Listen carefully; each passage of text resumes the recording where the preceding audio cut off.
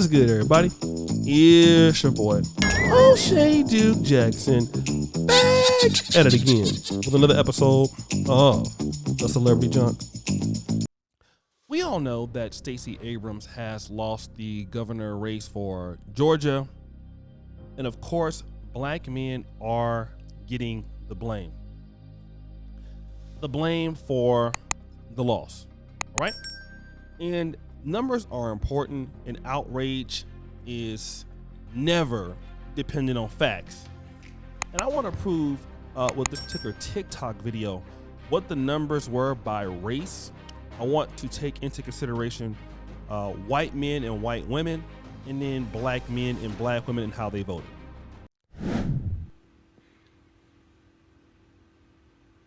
At this point, it's not even like, look at the first two. Boom, boom. What makes this so interesting is that blank Google Doc women's will say, oh, we need to support all women. But yet you vote for someone that's taking your rights away. And also men, too. What? All right, you've seen that particular clip. Now, in that clip, you saw 84% of black men showed up to vote on the behalf of Stacey Abrams. Okay? 4% that showed up voted for the opposition, Kemp. But look at black women. You see 90-something% that voted for Abrams. But for those who showed up, 6% voted for Kemp. 6% voted for Kemp. Now, let's talk about this. The ones that showed up to the poll are the ones that matter the most. The black women that got up that day and voted against Abrams, nobody's talking about that, right? It's amazing. In fact, you have more black women interested in seeing Abrams not become governor than the black men who wanted to see her become governor. That's crazy. That's crazy. You have more black men voting for Abrams that showed up. I mean, what I'm talking about is not against her, because you have more black women voting against Abrams than black men voting against her. But I want to play this clip from another lady on TikTok, and then I'll come back. Y'all are really out here saying that not enough black men voted for Stacey Abrams. Before I continue, let me rewind. Hey, sunshine, I'm Dr. Donna Oreo, a sex and relationship therapist in the Washington, D.C. area, and I know that I don't live in Georgia, but it's still my business. Let me just tell y'all this thing about basic math. Every black person, man, woman, child could have voted in the election, and Stacey still would have lost. Here's why. There are not enough black people to carry this vote, which means that instead of looking to black men as the problem and the reason for Stacey not winning, you should actually be looking at your fellow casual racist white person who continues to vote for regression, who is an enemy of progress. Maybe cast your eyes at them and ask them how they cast their votes. I'm just saying that, the math don't math. And I think that sometimes we are enamored by the idea that black women are the morally unbankrupt, which I think we are, and that black men are so interested in being aligned with power that they're not aligned with everything else. And I think that that is a narrative that the larger media has picked up on and is shoving back in some of y'all faces, and basic math then becomes a tenet that you are not used to. I'm gonna need us to back up off it and come to our senses, because math be mathing, and all of everybody could have voted. I'm like, also look at your fellow Latinx vote, because they voted about 50-50. So I'm saying that this is larger than just what black men did or did not do. And I'm gonna need us to stop carrying that narrative and beating it into the ground. All right, loves, tell me what you think. As always, I am very interested. I'll read the comments. Ta. So the lady here, shout out to her, makes an interesting point. What is that point? The point is, even if every black person in Georgia voted for Stacey Abrams, most likely she would not have won. Why?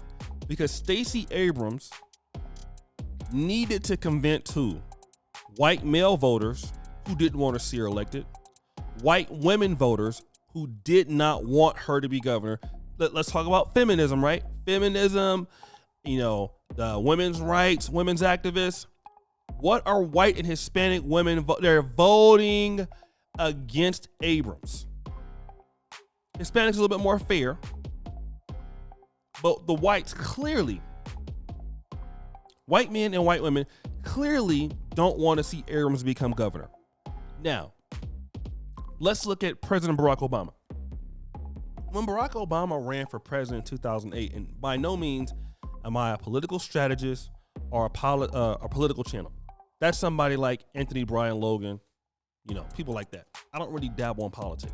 But I do remember Barack Obama having to make an appeal to white America, winning states like Iowa, all right? Those states, California, where you don't have a black population. Who do you have? You have a population of people, whites, Hispanics, right? America is not, there is no president or governor of black America.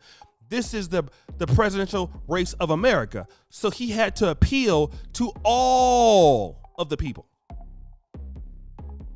All of the people.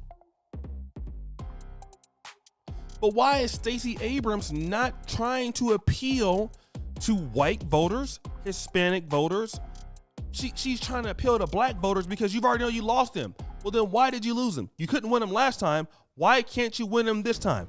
Because your strategy sucks. So because it sucks, you're going to say, well, black men have been fed misinformation. How is that when the black men that showed up voted more for you than against you? Okay? For those registered votes that came. Now, black men has 84%, but you're seeing clearly, for that was registered between black men and black women. Black women voted against Abrams more than black men did. From those numbers, those black men that showed up clearly were voting for Abrams, not against her.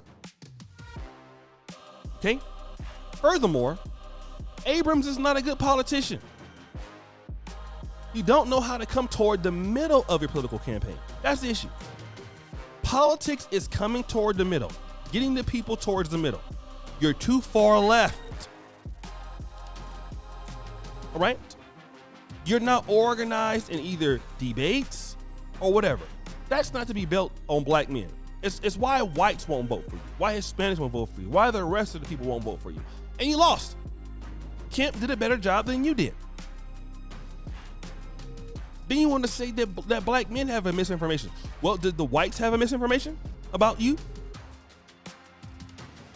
Let's talk about somebody that should be more aligned to see it your way. White women, did they have a misinformation about you? I don't think so. The people who didn't vote for you didn't have disinformation or misinformation.